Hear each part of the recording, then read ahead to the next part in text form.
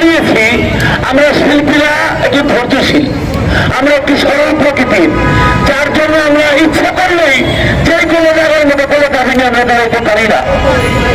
প্রথমেই দাঁড়ালাম, আমার মুখের ভাষা যে বন্ধ করে দিল, আমার গলার স্বর যে বন্ধ করে দিল। আমরা কিছু সংখ্যক লোক রেড সিগন্যাল দিচ্ছি, বাংলাদেশে কমসে কম তালিকাভুক্ত লোক লালন চর্চা বাড়ির সব মিলারা প্রায় 1 কোটিরও বেশি হবে। আমরা তার মধ্যে দাড়ি শাড়ি ভাটিয়ারি তবলিগি বাউল লালন সব মিলে আমরা শিল্পী আছি 20 লক্ষ।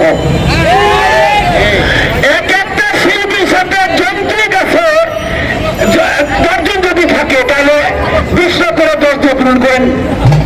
তার সাথে মা আছে, বোন আছে, ভাই আছে, আত্মীয় স্বজন আছে। আমরা বেশি না, 20 লক্ষ চাই না, 5 লক্ষ চাই না, 1 লক্ষ চাই না, খালি 10,000 লোক অথবা 20,000 লোক। হাতে একটা উত্তরা, হাতে একটা বাঁশি, হাতে একটা দোতারা, কাঁধে একটা ঢোল, সাথে একটা হারমোনিয়াম নিয়ে যদি রাজপথে দাঁড়াই, ডক্টর ইউনুসেফ জানি না আমার এই কথাটা কর্ম বলে যাবে কিনা। ইউরোপ আমেরিকা সমগ্র বিশ্ববাসী আপনাকে জানতে চাইবে আপনার কাছে যে বাংলাদেশে এমন কি হইল, শোষিত সমাজের লোক বাউল শিল্পীরা ওরা পর্যন্ত রাস্তায় নামলো, তুমি বাংলাদেশটা কোন জায়গার মধ্যে যেতে পারলাম।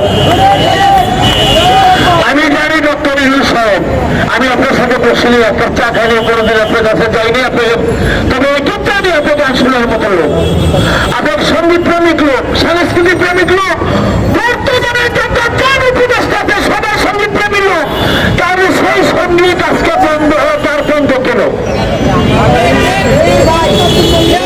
বর্তমানে বাংলাদেশে কথা বললে সমগ্র পৃথিবীটা হাতের মুঠে, পৃথিবীর মধ্যে যতগুলো রাষ্ট্র আছে সব সাংবাদিক সব শ্রেণীর লোক আপনার কাছে জানতে পারে বাউলের মুখের ভাষা, বাউলের কণ্ঠস্বর তুমি কেড়ে নিচ্ছ কেন? ওরা অপরাধ।